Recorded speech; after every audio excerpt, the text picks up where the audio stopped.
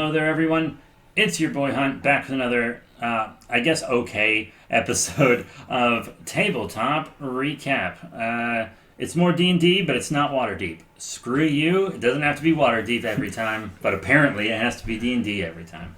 So today we have our normal co-host, Big Boy Chungus. Greetings. And back from the dead, we have G. Hello. That's G. He DM'd today. Wah wah wee wah. Yeah, so Matthew couldn't be here today. So G was like, hey, I have a one-shot prepped, and we were like, no. But then we couldn't find anything else to do. So no, not really. Prepped is a very loose term. Prepped in my mind. You did a good job. Nothing was on paper until last night. This was your first time DMing, correct? Correct. Very fun. I was very excited because your characters always have such intricate backstories, and you're so good at staying in character as well, which hopefully everyone will know by now if I ever get another episode up. Except evidently for the mountain dwarf I played. Yeah, I wasn't there. Can't say. So, what was this called? I have not asked you that at all. I have no clue what the answer is. This one shot I just kind of gave it's a simple term, the Beast of Riverside. That's just kind of a generic term or generic title that I came up with. Oh, okay. Literally 3 seconds ago. You didn't have a name. That's the first thing I do. I'm always like, what's a cool name? What creature does it rhyme with? That's what the monster is. That's me.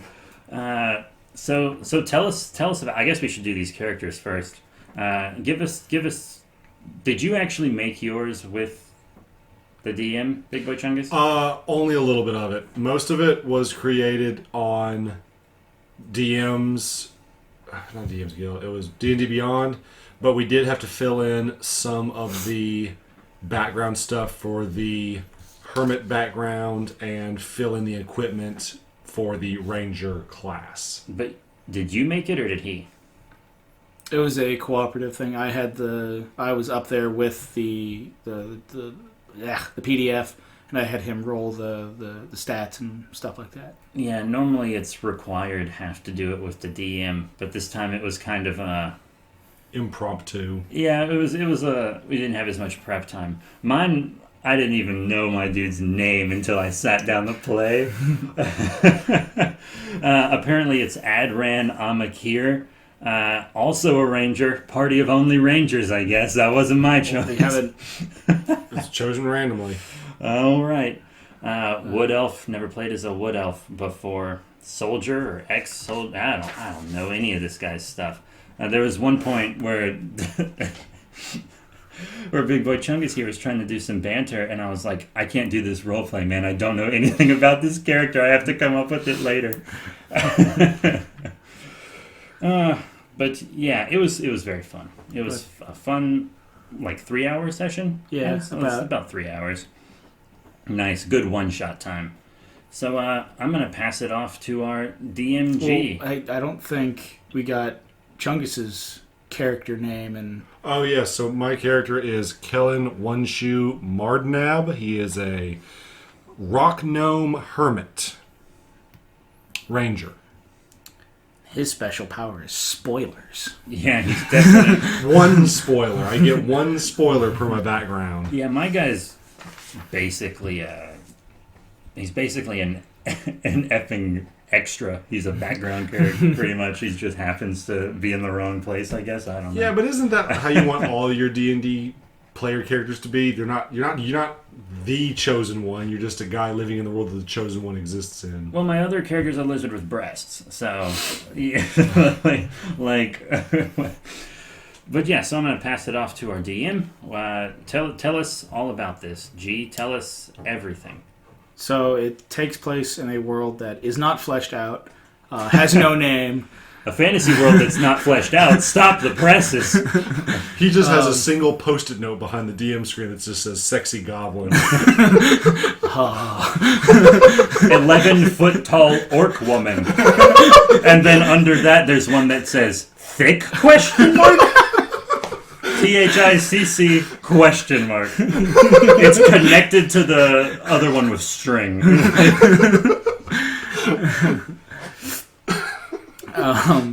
So basically, the only two cities that have names in this world is the initial starting place, which is the massive city of Scoria, which is one of the 3 large cities that make up this continent.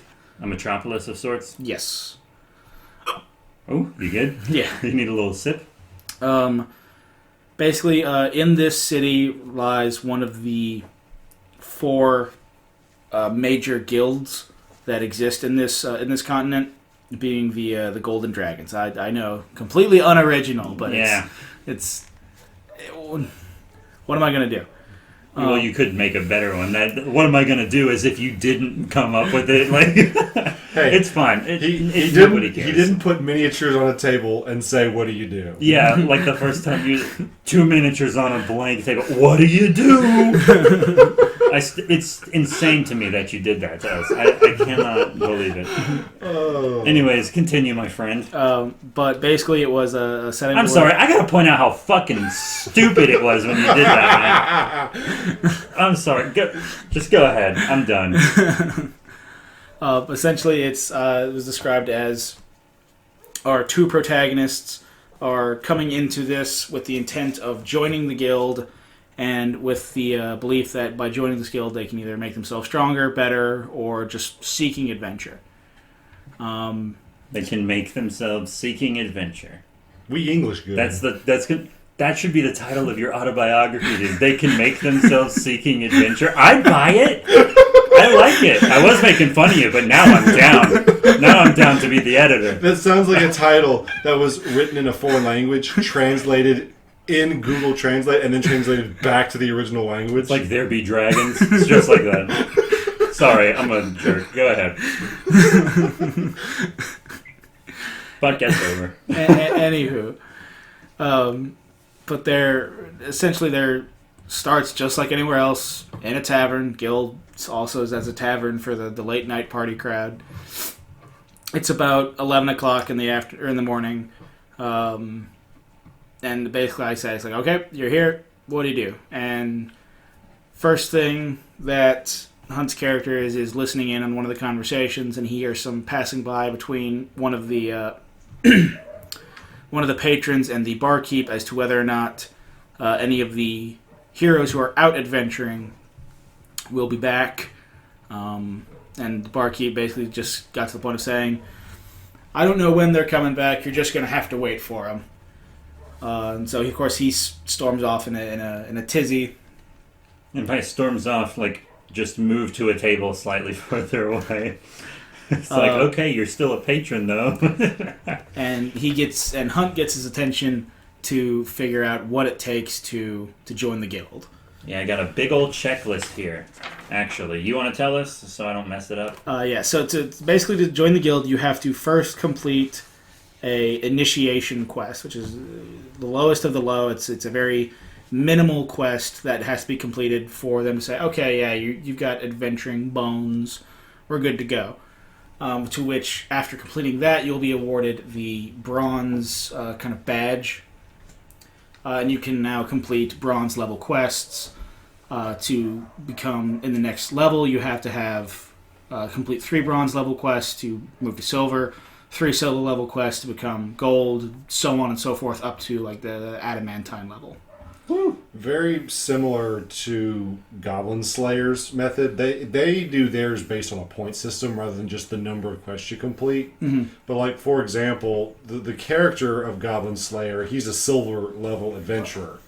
But he doesn't care about going any farther than that because the only quests he takes are slaying goblins. So he isn't a low-level newbie adventurer, but because he doesn't tackle anything bigger than goblins, he's just permanently at the silver level. Okay. Yeah, I haven't seen that. It's similar. Theirs, I think, is a little bit more complex than what we were playing, but I could see the connections.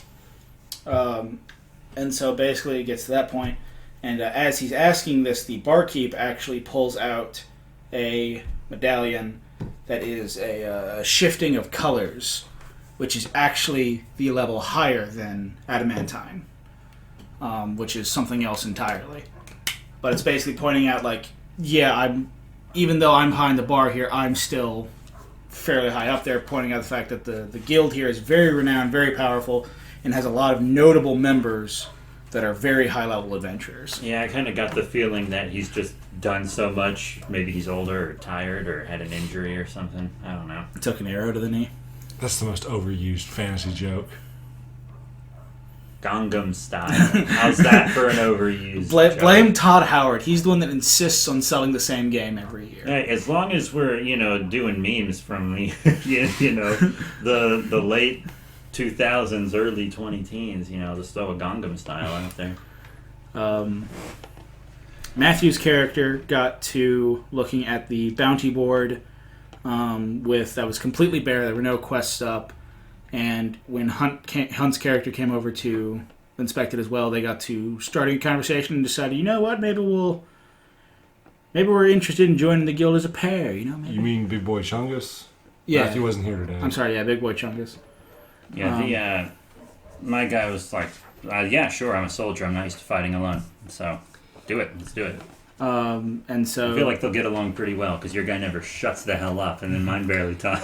Well, so I've been watching some videos about role-playing with D&D just to try to help me become a better player and DM, and gnomes are naturally passionate. Whatever they decide to do in their daily life, they do it with the utmost enthusiasm that they are going to have a good time doing it. So I wasn't rambling, trying to be annoying. I was just trying to stay in the gnome mindset. I didn't think you were annoying. I thought it was great because I didn't have to talk much. Plus, I'm tired. So, back to the story over here. They attracted the attention of one silver-haired high elf called Oswald, who said that wanted to know if they were planning on joining the guild and whatnot, and basically kind of gave a similar spiel to the barkeep. About being happy that you're joining, and it's always nice to have new blood kind of thing. And said basically, if you're looking for quests, you need to wait for Gregor, the guild master, to post the quests for the day, the week, and whatnot. And he kind of looked at his pocket watch and said he'd be out shortly. And after a little bit of time passes, Gregor does come out, and he posts the three tasks or quests that had been given for the day, and there was one platinum level quest, one gold level quest, and one initiate level quest, which you guys ended up picking up. I was tempted to throw you off just by saying, let's go do the highest level one. They wouldn't have let you do the highest level one. Yeah, I liked the quest because the first one was like, hell is breaking loose into a city and hellhounds are tearing people apart. We were like, okay, let's not do that. And then the next one was like, there's a bunch of big spiders in the woods that are getting ornery. And we were like, that sounds pretty introduction. And then we looked at it, it was like gold level. We were like, wow, those are some big spiders. Okay, what's the next one? And then the last one's like, there's some wolves attacking people on the road, I guess. Yeah, that sounds about right. That sounds like yeah, let's do that one. That sounds right up my alley. Let's do that one, baby. And of course, like always, it's never just wolves. It's never right? just wolves. It was never going to be just wolves. Of course, because that would be if the most unexpected thing you could have done would just be like, oh, they're just having a boom in population, and that's why they're attacking people. That's it. They're just wolves. Wouldn't have expected that at all, right? That would have blown my mind. It's like, Necromancer has a bunch of dead wolves, like in Karen's campaign. Okay, they're being puppeted by some guy who has little wooden animal puppets in his house, and he makes them do things and makes the real animal. There's a half-orc with a goblin on his shoulder who's molesting wildlife, making animal hybrid creatures. There's an 11-foot tall orc woman, but is she thick? A tiefling is knocking on doors for some reason. Tonight at 11, we'll have the answer. Is she thick? I have to know. That's my character's bond. He has to know if she's thick. Who is the 11-foot tall orc woman? Maybe we'll find out. What are we talking about? Anywho, they get the quest. They take it to Gregor, the Guildmaster, and he says, "Oh, you guys are looking to join the guild?" It's like, "Yeah." Says, "All right. Well, there are a few things that need to be done first. Like, first, I need to give you, if you're planning on doing this, I need to give you these." And he hands you 2 medallions that are sort of like introduction level badges that work Comlinks. that work as a communication device as well as official business showing that like I'm a member of the guild and I'm doing this. Is like They're kind of like sending stones mixed with an ID badge. Yeah, it's like It's a good way to make your players fear splitting the party less. I like that. I like them. And it's how do they work? It's like 1 tap. 1 tap you communicate with each other. 2 taps you communicate with the front desk of the guild, and 3 taps you contact Gregor specifically, which are only to be used in like dire situations. Yeah, because there was one point today. This is getting ahead of myself, but it's also not spoilers yet. As long as I'm vague, where Big Boy Chungus here was like, "Call Gregor," and I was like, "For something in an introduction." No, I don't think so.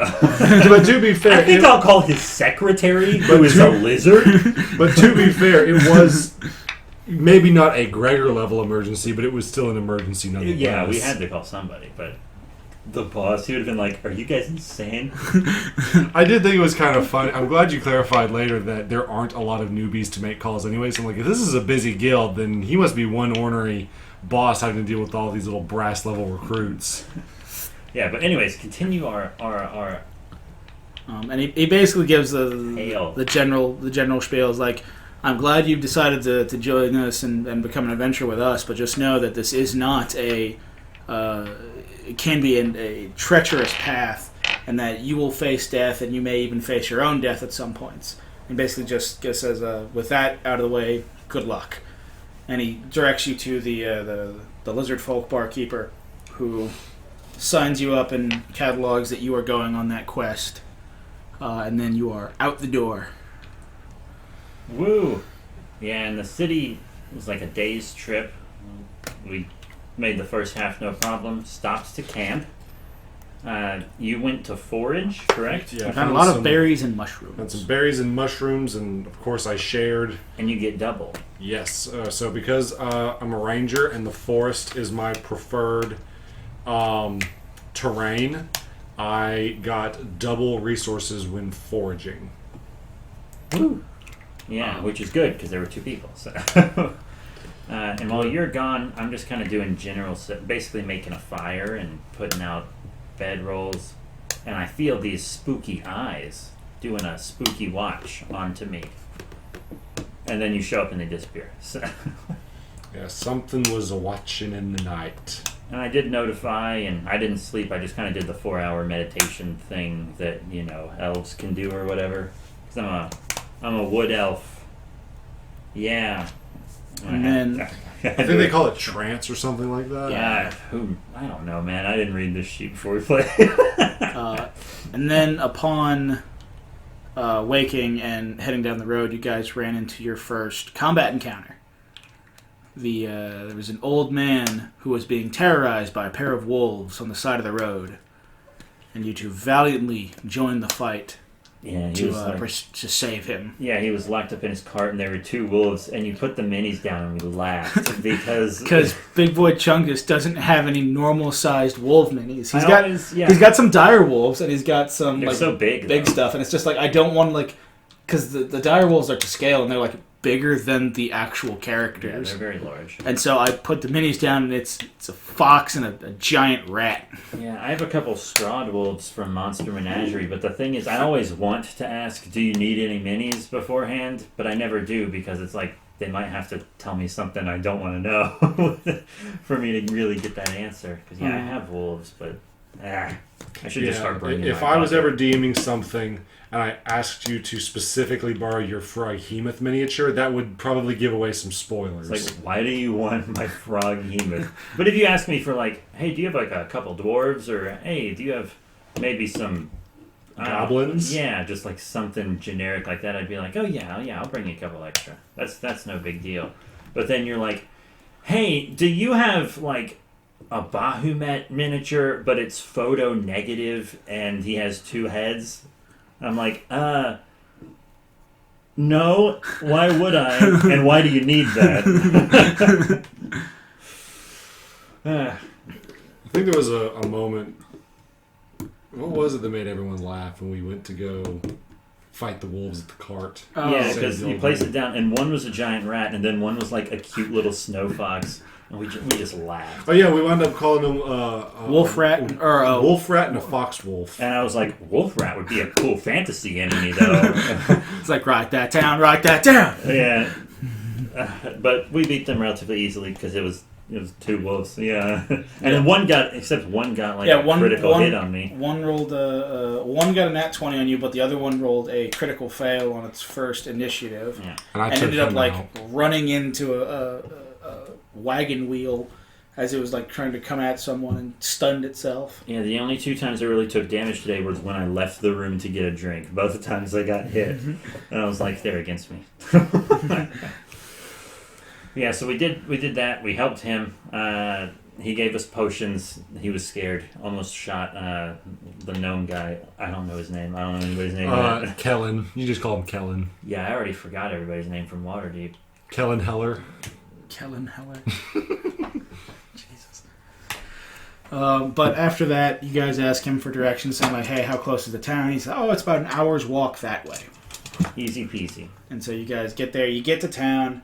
And when you get to town, the town isn't, like, it's not abandoned, but it's clearly, like, disheveled, and it's not in great condition, and the only people really around are these kids who are playing on these steps of the school building.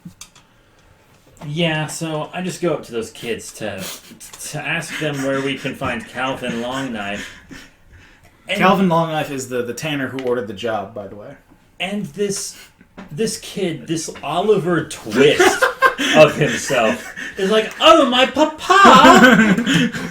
And he kept saying papa, like, over and over in, like, this little Cockney child accent. And then when it was over and he left, I turned to G and I'm like, thank God he's gone, because I never need to hear you say papa in that accent again. Insane. Absolutely, I didn't enjoy it. Thank God we only spent like 2 minutes with him. Oh, but yeah, I think we do need to mention how we found the cart, actually, because we heard someone yell. Oh yeah, that's what I was thinking about earlier. We heard someone yell, like, "Good heavens, help me!" or something. And Big Chunks' character has his hermit skill is that he knows that in this world where people think the gods are nothing more than stories and mythologies to tell children. I have learned a revelation that the history may not be properly written, and it has to do with religion. So when I heard the old man say, "Good heavens, they're going to eat me," I said, "What does he know about the heavens?" I was asking him about the heavens. What does he know? What does he know? So that's the first corner of our spoilers meme for this session. Of course, you can always see the spoilers meme on our Twitter at B3 Productions, B3 Productions, or you can see it with the answers on our Patreon at B3 Productions. But yeah, we always do like a 4-panel spoilers for the session without context, and that was the first one. It was that first corner, upper left. Yeah, so I always want to mention specifically what the corners are. Anyways, let's continue. We get to the town. We go to see the tanner. And he welcomes you in, and he opens the shop, and there are pelts all along the side room, above the room, kind of just like they're very nice pelts. They're just kind of stuck on the table. And he questions, like, who are you? It's like, what are you doing here? It's like, oh, we're the adventurers that you hired. So, oh, good. And he gives on the speculation and his theory as to why basically says the wolves are becoming more bold and they're attacking. Not just they're attacking humans, they're being more bold around the town, and it's all around just kind of frightening. And so his theory is that he believes a new alpha has taken over the pack and thinks that there might be a dire wolf in the forest. Yeah, because he's found pelts of animals that are so mangled and shredded that it seems odd that a wolf would do this, and sometimes the meat's not even taken, so it's like they're being hunted for sport. And I was like, oh, the guy with more information about the quest says it's a direwolf, which means it's something different. And I was right. It was almost a direwolf. The main villain almost was a direwolf. Which would have been fine if we could take it. I don't know if we could or not. I don't think you could. I don't You guys know could stats. barely handle what the big bad evil guy was to begin with. Only because the dice were disagreeing. It was insane. We'll get to that, but like for most of the day, up until our BBEG fight, which we'll get to in a bit, I was rolling very normal, exactly how you would expect average dice rolls to be, and then Big Boy Chungus every time rolled either single digits or a nat 20, several nat 20s. I think after the fight with the 2 rolls of the card, I had rolled 4 nat 20s at that point. So many. My Luckily, luck, most of them were on checks, so... My luck just ran out. Yeah, you burned out the dice, I think. And then my dice were just like, well, their dice don't have to work, neither do we. So, Hey, what are they doing taking an extra break over there? We want our union. yeah, I was about to make a union joke. Yeah, it's a union thing. They go on break, we go on break. Jesus. If only our dice were from Amazon, they wouldn't go on break at all. Or go to the bathroom for that matter. They got bottles. You know what? Let's take the bottles. Bezos, listen to me. Take the bottles. Give me money. Give me $1 billion. No, I'm just kidding. Screw you, Bezos. Wow, that was like super bipolar right there. Yeah. Hey, Bezos, we're best friends. Screw you, Bezos. Give I me don't money, like you. Bezos. I hate your guts. Anyways. So he basically, the Tanner basically says like, okay, I've got this theory. You can go out and try to hunt for them yourselves, but I've also got these traps here that if you want to go out and set and see if you can catch them that way, you're more than welcome to. Yeah, that was a fun, interesting little way to do it instead of just walking around waiting for wolves to show up. That was fun. I like that. And he had 5 traps with bait with them, and then a wheelbarrow that. And my character was like, I want to carry the traps. And then Hunt's character was like, I'll just push the wheelbarrow, dude. and that character's like, oh, that's a much better idea than what I had. For chunk. You gotta lift your hands all the way above your head to push a wheelbarrow. Ah, whack. My little 3'3" gnome. Yeah, and then he also offered us, he told us what the pay would be in gold, which I totally didn't put on my sheet. It was The 70. silver. 70 in gold. Okay. 70. He offered you 70 in gold for bringing the head of either the new alpha or the direwolf, whichever one came first. Alright. And then he offered you, as a Tanner and business proposition, he offered you 10 silver apiece for every pelt, which is the same that he paid the hunters who he normally worked with. Yeah, we didn't do that last part. Well, to be fair, Didn't really have a chance to.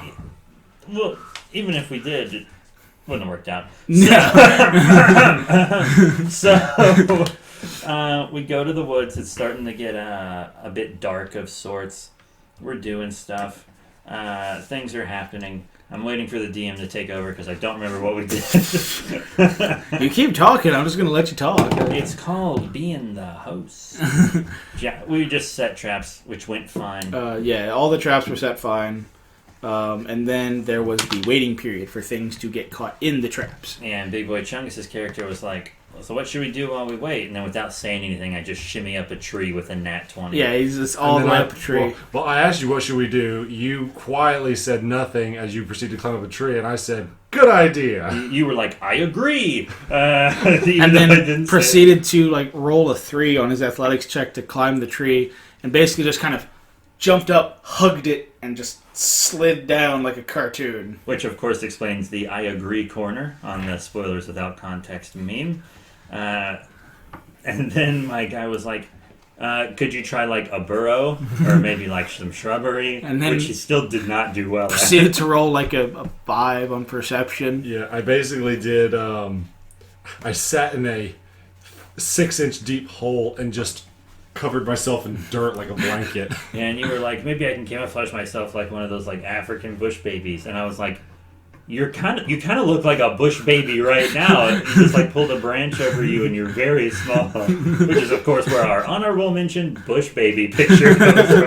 That's right, we do honorable mentions for the meme now. I can't fit it all in the 4 panels because we had the oh papa honorable mention too. Oh jeez, I hate myself more than you could possibly imagine. Anywho, after about...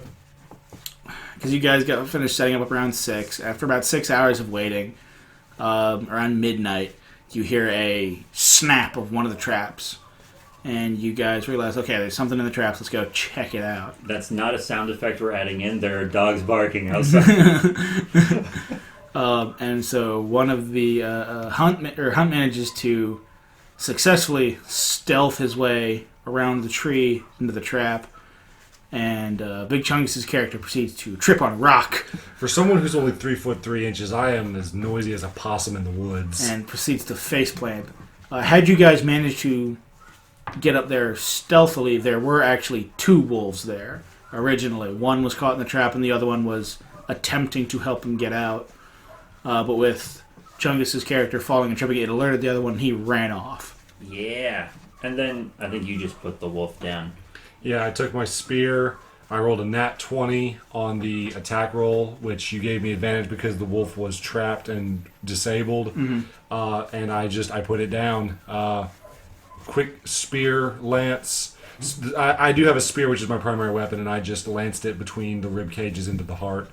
My character, according to what we randomly decided, he's a ranger, but he's more of a nature researcher in origin. So he is good at tracking animals and researching live specimens, but he's not much of a hunter. So he doesn't really feel good about killing animals, but if he has to put one down, he wants it to do it as painlessly as possible. Then after that, I believe Hunt started feeling the gaze upon him that he felt earlier. Yeah, it happened like 2 or 3 times at least. I just kept feeling this silky gauge. Jeez, I'm thinking about last night. No, laugh at my jokes. Okay, start laughing at my jokes, please. So, please laugh.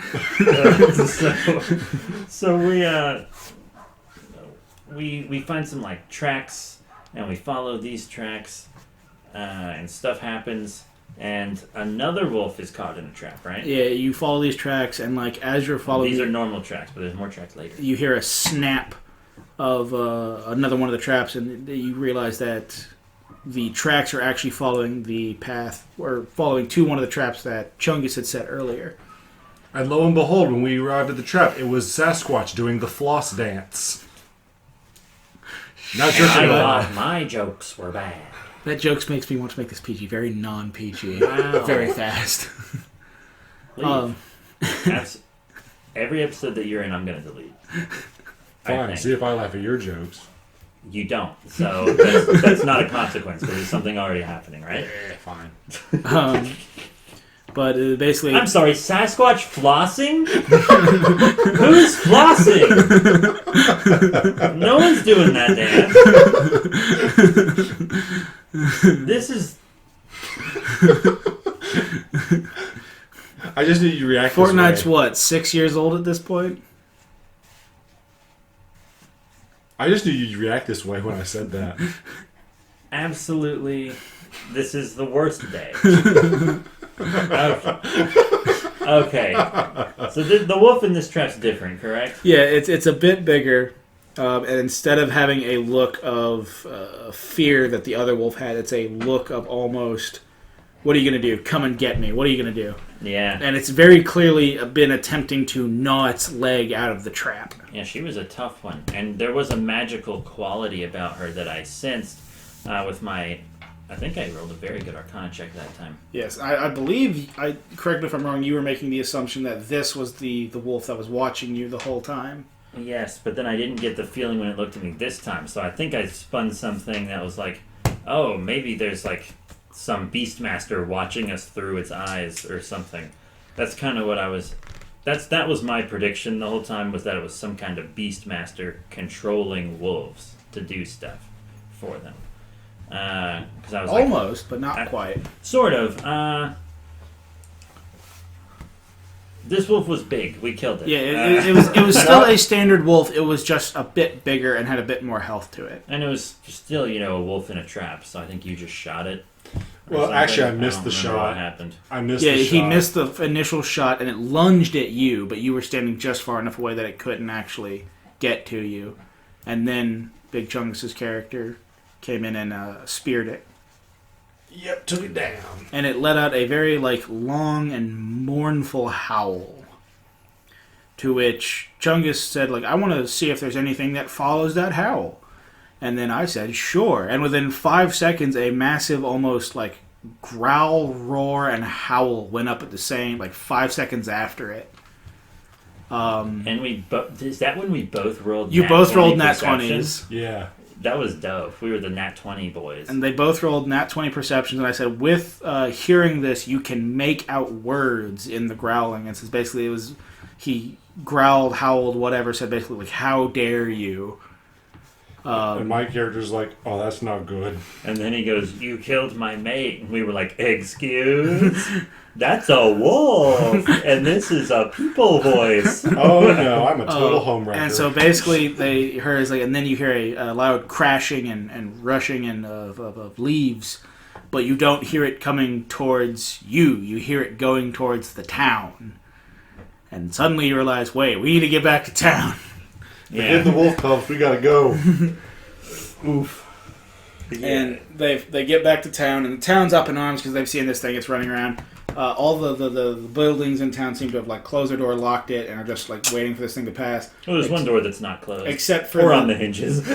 Except for the Tanner's house. Good old Calvin and Papa boy. What was his name? Devin? Yeah, Devin. Devin. Long knife? Devin. What's his name? Devon. I don't remember any of that. Either of our player characters' names. I remember Devin. Devin was important. Well, who couldn't remember Devin, the boy who went papa? The boy who went papa. That sounds like the name of a low-budget straight-to-DVD movie that's supposed to be really sad, like a mockbuster of the boy in the striped pajamas. But the asylum version. And it's you get it to watch with your girl, and she's like, this isn't sad. I want that kid dead by the end. But then when the kid dies in the end, you two just smash. Because you're so happy that kid's dead. The Boy Who Said Papa. Absolutely terrible film.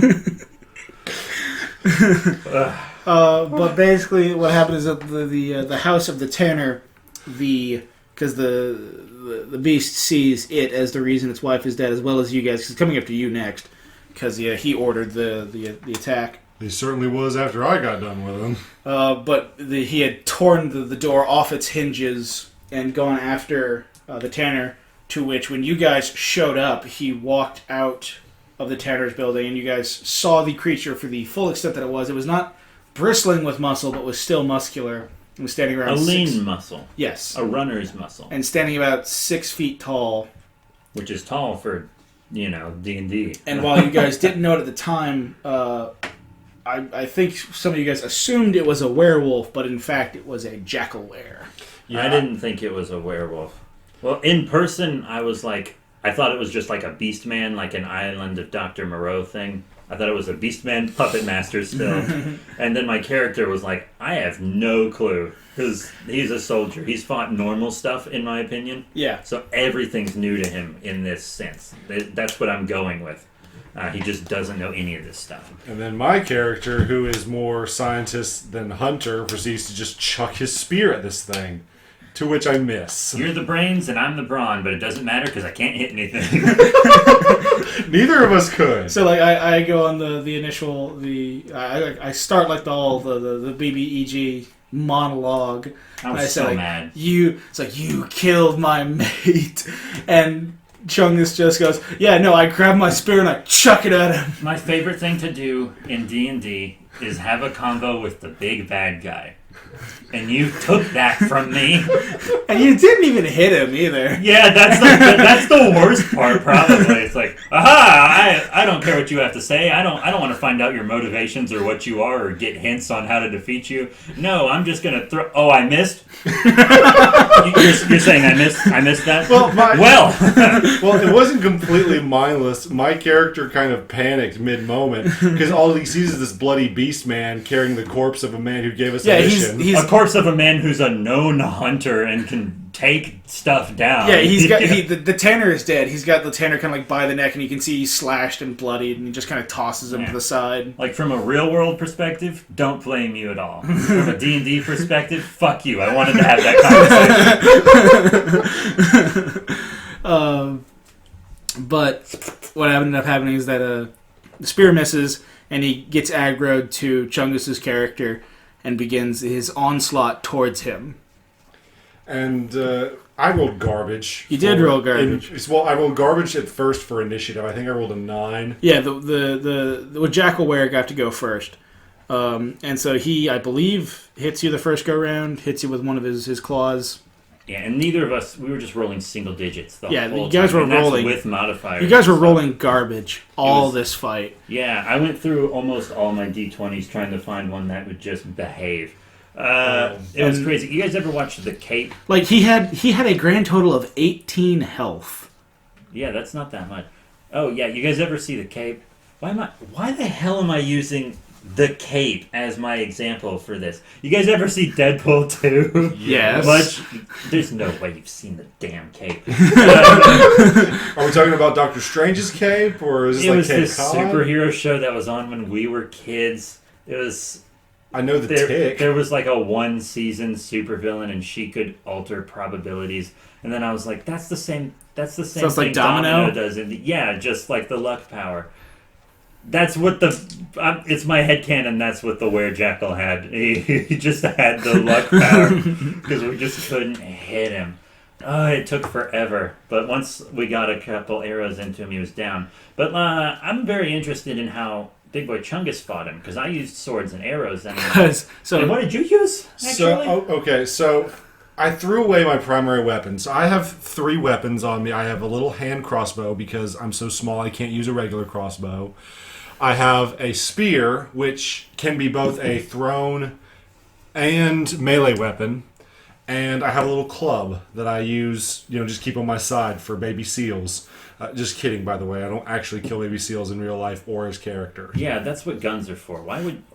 come on. I mean, they're so much more efficient. You don't need a club to do that. With the ice, the clubs get slippery in your hand, and you can't hit the seals as hard.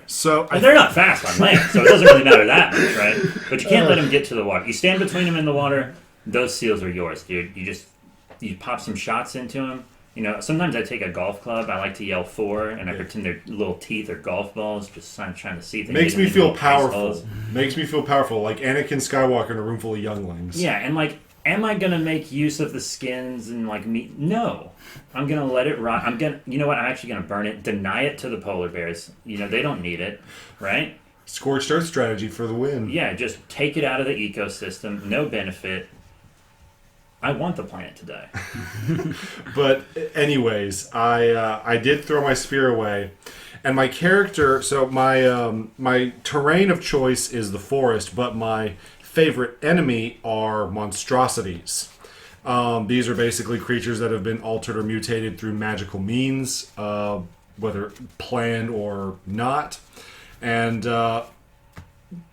Whether you want to say it was metagaming or if I was just playing to my character's prior knowledge, I looked at my inventory and I'm like, dang, I can't pull my crossbow out because it's close combat. I'd have disadvantage. And I can't use my club because it's super weak. I have no idea how much HP this thing has, and it's not going to do much. Plus, I have no modifiers in strength, despite all my weapons being strength-based.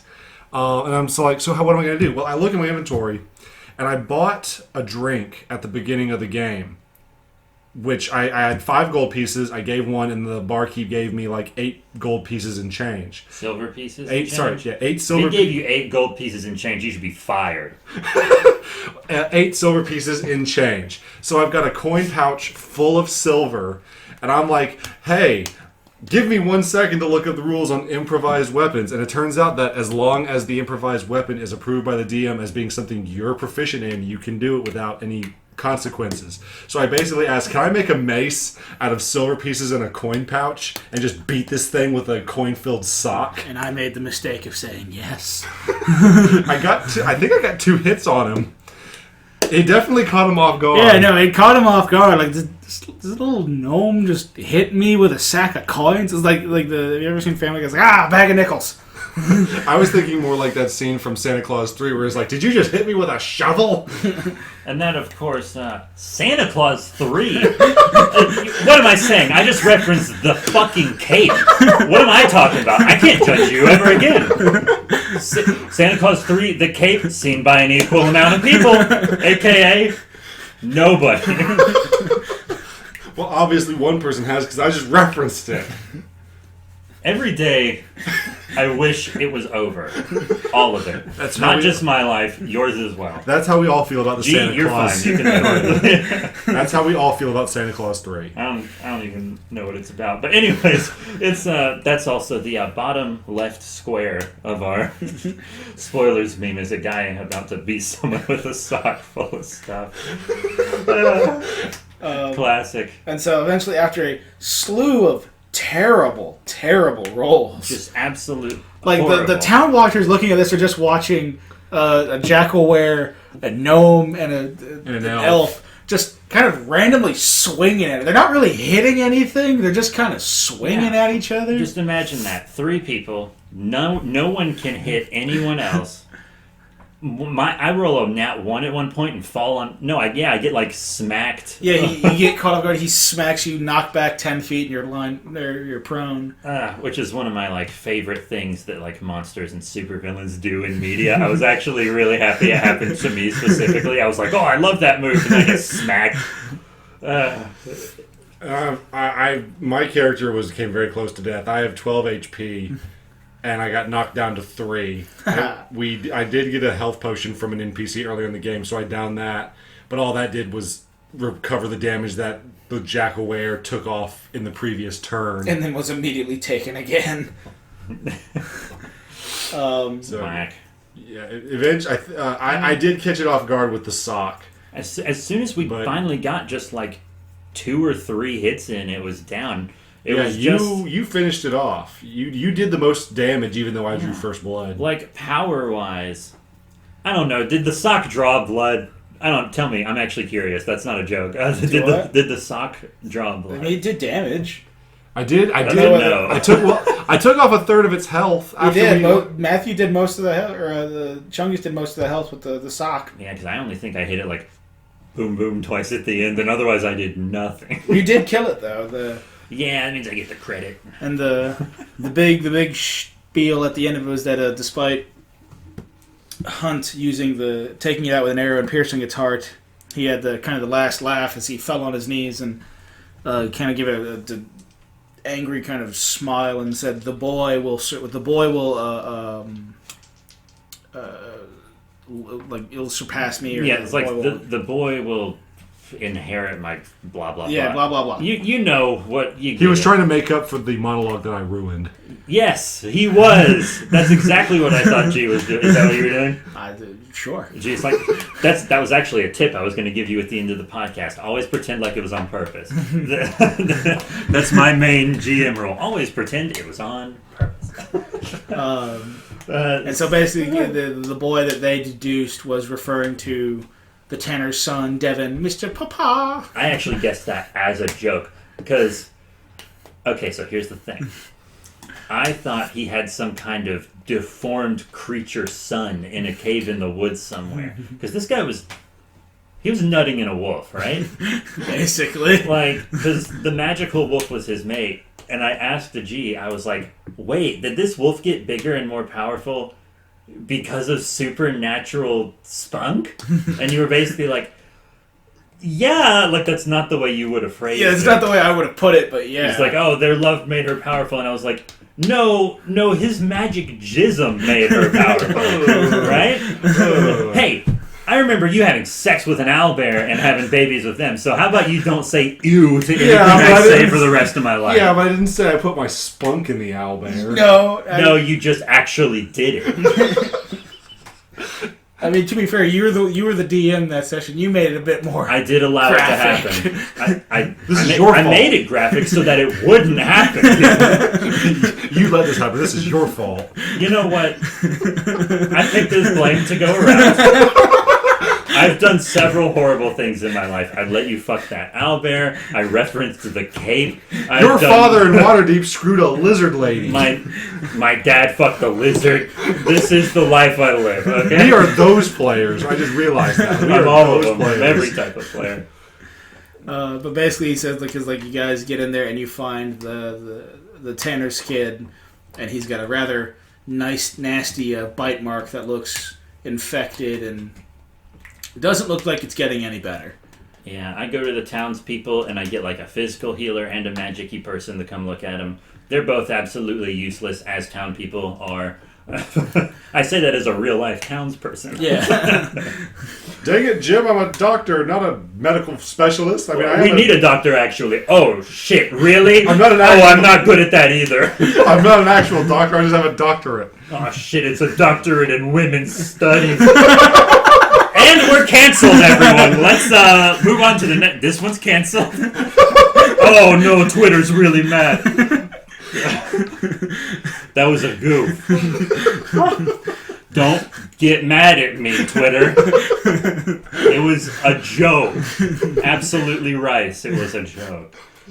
Oh my god. But the townspeople are useless, and then the lady kind of gives a hint that there may be someone she ran into a while back while she was in the city who had an interest in the lycanthropes and may be able to help. And she was describing it as a tall, long, silver-haired guy. Couldn't remember his name.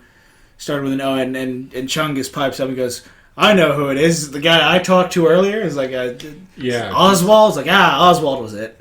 Yeah, I had a conversation with Oswald earlier about some stuff regarding my backstory. I actually like the everyday names in your campaign because I can actually remember the names of NPCs. I'm very thankful for that, actually. And actually, one of the points that I didn't mention that, like, when you first met Oswald, the book he kind of puts down and kind of tries to hurry, not let you see. It was the... Oh, yeah, the mysteries and myths of lycanthropy. Now I see. Yeah. Oh, yeah, because it was just LY that we saw. Oh, yeah, I totally forgot about that book. Well, my character wasn't there. That's probably why I forgot about that book. I forgot about it, and I was there. There's a little bit of foreshadowing, but I don't think it was much that you could have gotten. I thought that was think clever. In hindsight, that's pretty good foreshadowing, actually, because LY's not a lot of words, but it also doesn't. You don't immediately connect it to Lycanthropy. Even though we knew we were gonna go get Wolf, we're dumb. That was actually really good foreshadowing. We're just idiots. Yeah, we're just dumb. That was really excellent foreshadowing. Good job, dude. And so on and so forth, and eventually you guys get on the amulet comms. I'm glad you guys actually got use out of.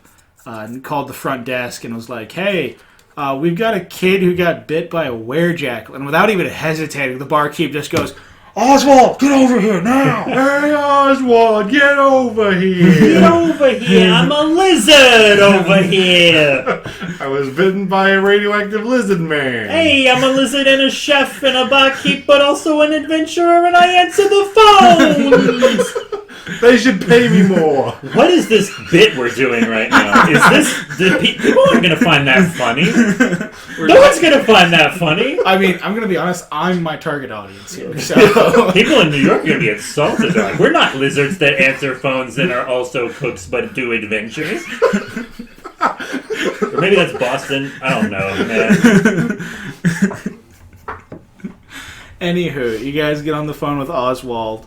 And Oswald basically gives like, okay, and the boy, before he went almost catatonic, said, "The twin trees are watching me." And you realize that to Oswald that he had said that. He said, "Good, that means there's still time." And he said, "I'm bringing one of my associates, and we'll meet you there." And you guys effectively said, "Oh, can we meet you halfway? We'll be on our way back." So that's even better. And so you get a cart from one of the townspeople and haul the boy halfway to the guild hall, and you meet Oswald's adventuring outfit, which is meant to be a bit more not sinister, but a bit more foreshadowing, maybe. Not foreshadowing, but ominous than. Yeah, like he came out with that silver scythe, and I was like, if he pulls that out, my character ain't going to be happy, because I was being pretty protective of this kid, to be completely honest. No, you really were, and it makes sense, and like, cause like he's got it basically his adventuring outfit is his normal like dress shirt and vest that he normally wears, plus a long kind of cloak, along with the scythe that he carries on his back. Yeah, because I was like, we might have to. I told some NPCs, I was like, we might have to make some hard decisions about this kid, and they were like, we're not gonna kill a kid. I was like, I didn't say that. I didn't say that. All right, jeez. What are you talking about? You did score really low on your persuasion check. Yeah, I know.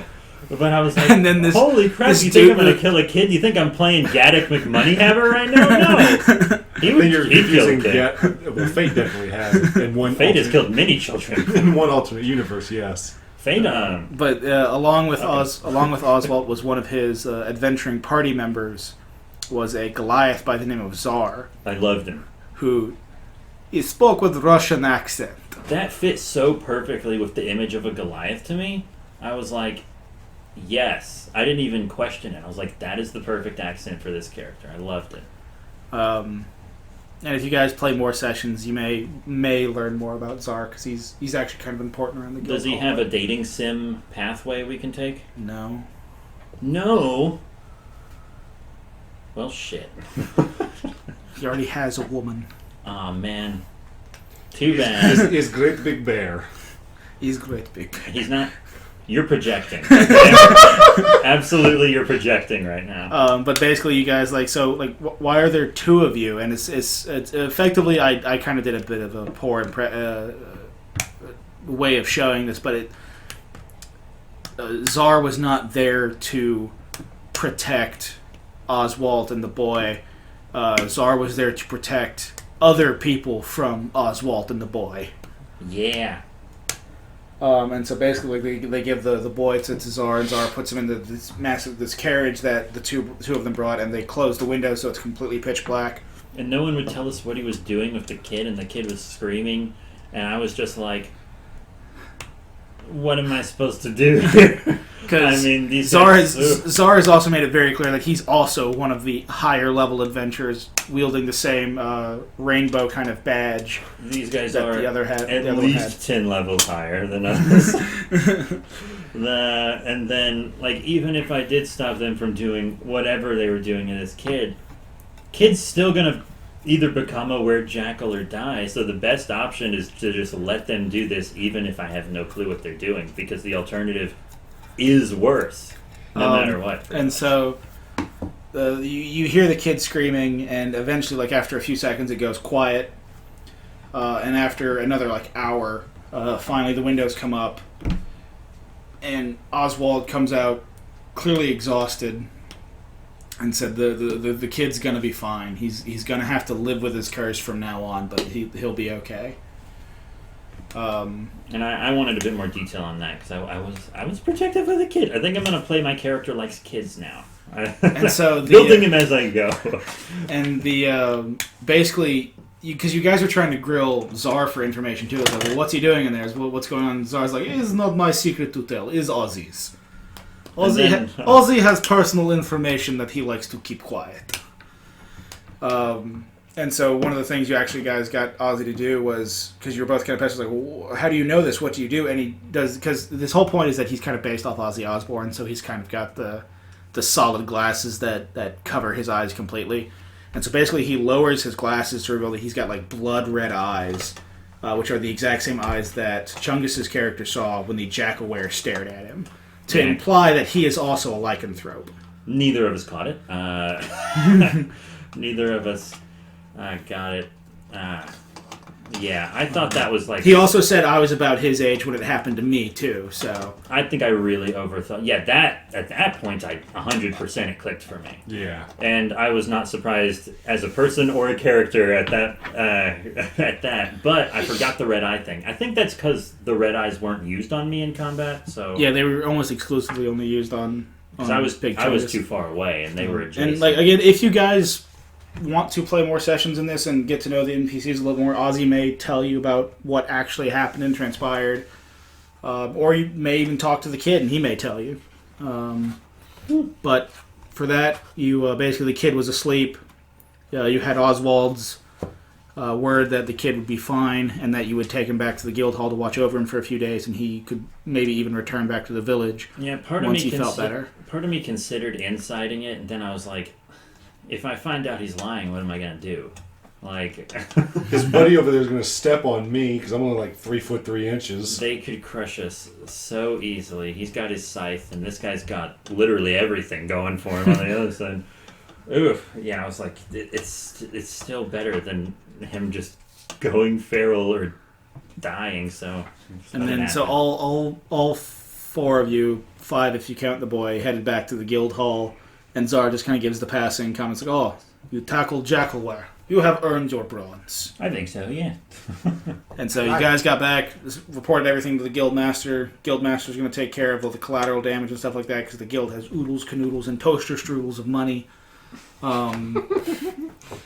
And so they crack open toaster strudels and straight up cash falls out. Actually, it's the medallions. It's the prize inside you got to find. You guys got your official bronze badges, and you are now official members. Why is it full of strawberry jam? Golden Dragon Guild. I'm sorry, I am bad at this. But yeah, that was it. That was the Beast of Riverside. I gotta ask, how'd you enjoy your first time DMing? Like, just the full thing. Tell us. I know I kind of asked in passing, but it was. I get nervous with public speaking. It wasn't as bad because like, you were wiping sweat off your brow the whole time. Yeah, I was channeling my inner Southern Baptist preacher. It's also hot as hell in here too. I adjusted the thermostat. Yeah, but it was a little bit easier since like I know you guys are my friends, and so I enjoyed it. I had a lot of fun with it. It was certainly. I can certainly see the appeal of being a dungeon master. I can see like being the player to the dungeon master, but I like having a mix. I think I'd like having a mix of both because like it's fun knowing all the secrets and letting someone else experience those secrets that you've got, but it's also fun to figure out other people's secrets, like how that kind of like the other stories. I mean, not secrets.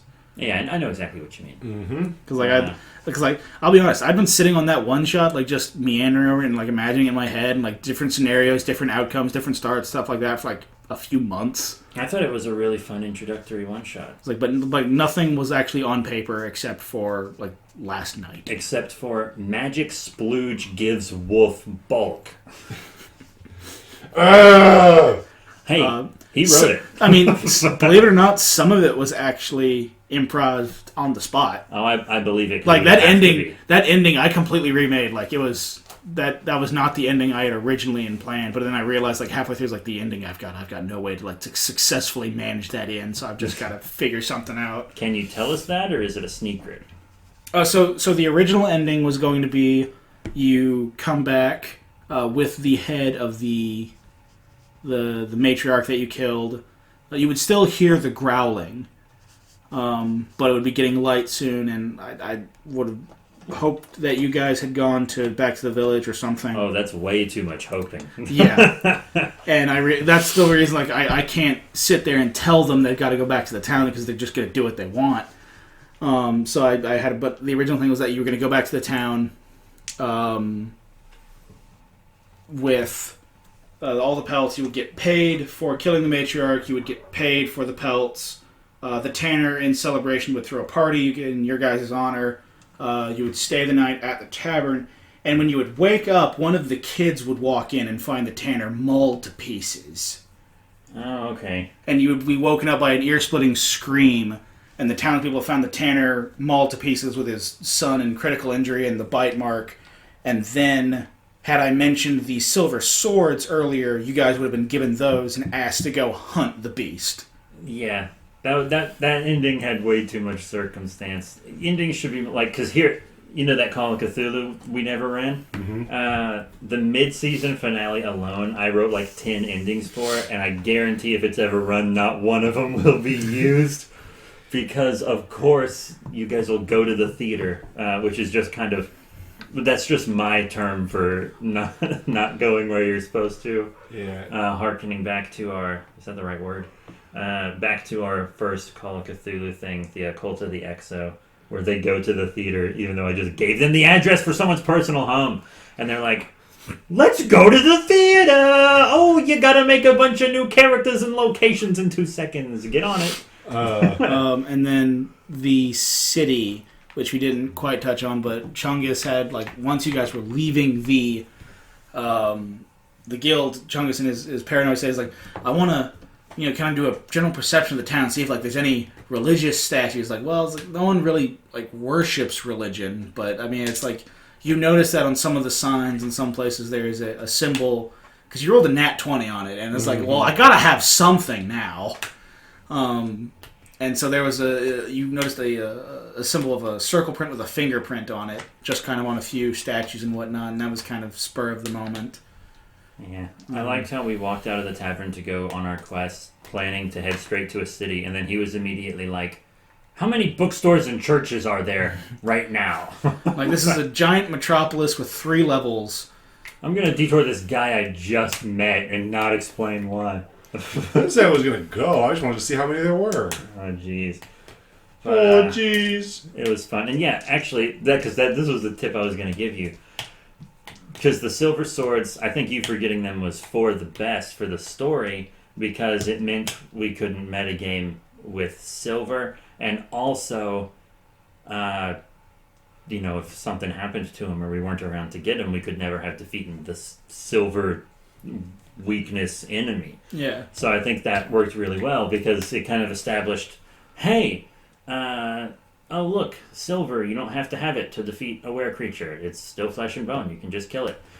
So it's basically you establishing this is not the Forgotten Realms or wherever D&D worlds you've played in before. This is my world, my rules, which is something RPG players have trouble with, switching from world to world because they can assume lore and stuff from other worlds, and etc. Which is why I'm playing my guy as he knows how to kill normal mortals, and that's it.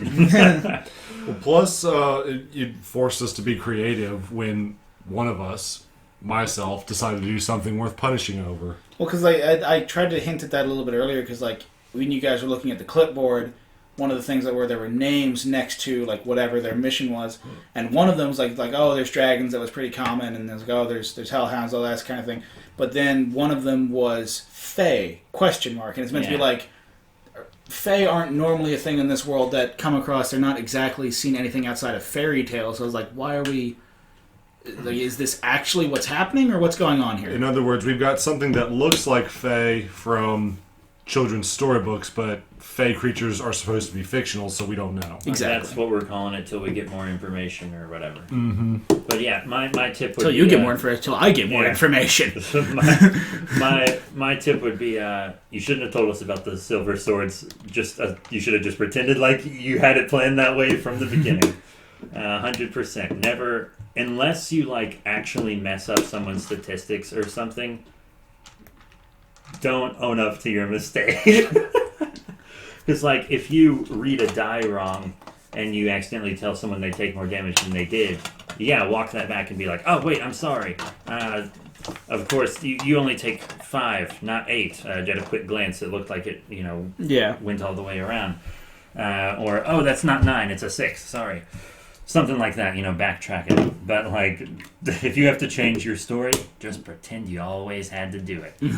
I mean, like, if you have to make something up because we don't do what we're supposed to, you can tell us that. And be like, hey, you assholes didn't do what you were supposed to do. So I had to make this theater up because you're all dumb, even though I gave you an address and a phone number and a guy's name and multiple guys' names at you. Why did you go to the theater, man? Why are you looking at me like I'm the only one who did it? There were 2 other people at that session. They're not here, but they're listening, I can guarantee it. I missed that game. I don't think I'll do it again. But I mean, if the world is something that you guys would be interesting to see in one-offs, I'm more than willing to have more stories for it. Yeah, I want to see those twin tree gods or whatever. Yeah, you guys didn't even bring that up. Like you didn't question it because it's all part of your backstory, I'd assume. But I told the guy. Well, you told him and he knew it, but I thought there was a place called Twin Trees where more lycanthropes were looking at it. I'm like, okay. You didn't inquire to what the twin trees were. I did. When? I asked the boy who said it. Oh, he was. Well, he was catatonic. Exactly. He went catatonic right after. And then I was like, oh, he's just, ramblings of the fever or whatever. That's fair.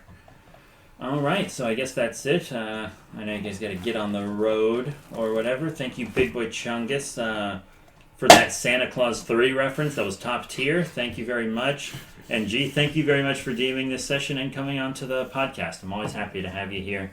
Haven't seen you in person in a very long time. Anything you guys want to say before we go? I'm good. All right. Just remember to follow the link tree in the description to follow us on Twitter and Patreon. It's B3 Productions for both. B3 Productions. Definitely support us. You can see all our memes and stuff there. And because, the last panel of the meme was the wolf boy from the Munsters, And then our other 2 honorable mentions were like the Bush Baby, the 555. We didn't talk about the 555, but at one point I was given advantage. Both my d20s were 5 and my damage die was 5, and it didn't matter. I thought it was funny. And then you did that with 7s later. Yeah. As long as it's not 6s, right? That would have been really funny if we had the picture for the 777s on the slot machine. Everyone knows if you roll 666s in D&D, the devil shows up and takes all of your dice. Yeah, but I knew we'd forget to mention it in the proper spot, and we did. So, but that's it. Thank you all very much for your support. And we'll see you all next time.